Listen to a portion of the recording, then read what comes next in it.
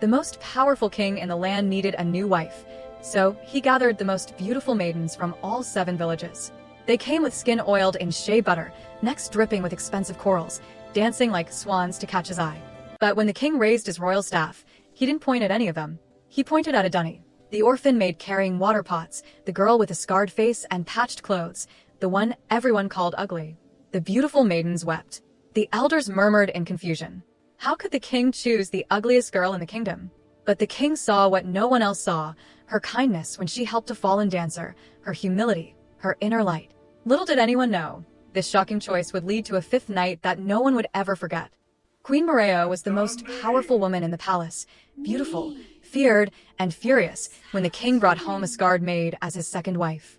For 4 days she watched Adunni sleep in a tiny room, eat leftovers, and endure servant mockery without a single complaint.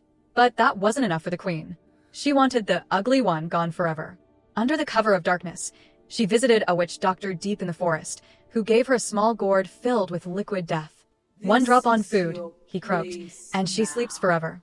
No trace. No suspicion. The queen returned to the palace with poison hidden in her robes, smiling as she planned the 5th night. She forgot one thing though. Adunni was raised in the shadows, and those who survived the darkness learned to see in it. On the 5th night, the moon hid behind angry clouds and the wind howled like a dying animal as Queen Morayo crept through the palace like death itself. She reached Adunni's tiny room, saw the girl sleeping on a thin mat, and slid a piece of roasted meat through the door crack, meat seasoned with finest spices and laced with enough poison to kill an elephant. "Eat it, ugly one," she whispered into the darkness. "Eat it and sleep forever." But the queen didn't know that Adunni's eyes were wide open. When the shadow appeared under her door, Adunni's heart pounded, but her mind stayed sharp. She smelled the bitter poison beneath the roasted aroma. She did not eat. Instead, she clutched her mother's wooden bird, prayed for protection, and hid the meat under her mat. Morning would come with surprises. Morning came, and Queen Morayo woke up smiling, waiting for screams that never came. Instead, she heard laughter and found Adunni alive and glowing, humming as she watered the king's flowers.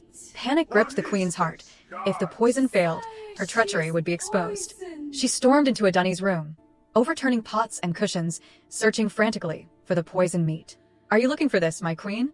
Adunni stood in the doorway, holding the meat wrapped in a clean leaf. The queen snatched it, screaming, "You know nothing, ugly orphan." But as she gripped the meat, the poison activated by her skin heat began seeping into her pores. Green smoke rose. She choked. She fell. And Adunni knelt beside her, trying to give water to the woman who tried to kill her.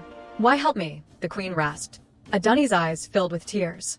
As the poison consumed her, Queen Morayo lay on the floor expecting to see triumph in Adunni's eyes, but found only tears.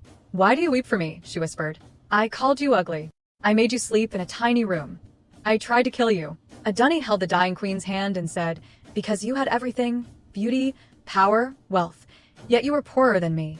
I weep because jealousy stole your soul." The queen's eyes widened with regret. Too late. She took her last breath clutching Adunni's hand. The king crowned Adunni as true queen, and the people who once called her ugly now saw her differently. They saw how she fed the hungry, judged with wisdom, and radiated inner light. She became the most beloved queen ever, proving that beauty is not in the flesh, for the flesh fades, but in the spirit, which shines forever.